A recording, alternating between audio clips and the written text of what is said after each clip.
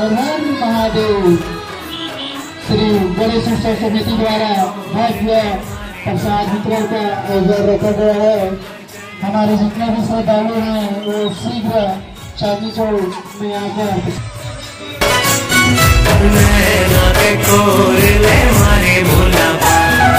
बोली बचन तोरे कोई समा चिरे करे जा मोर ये तोरे मुझ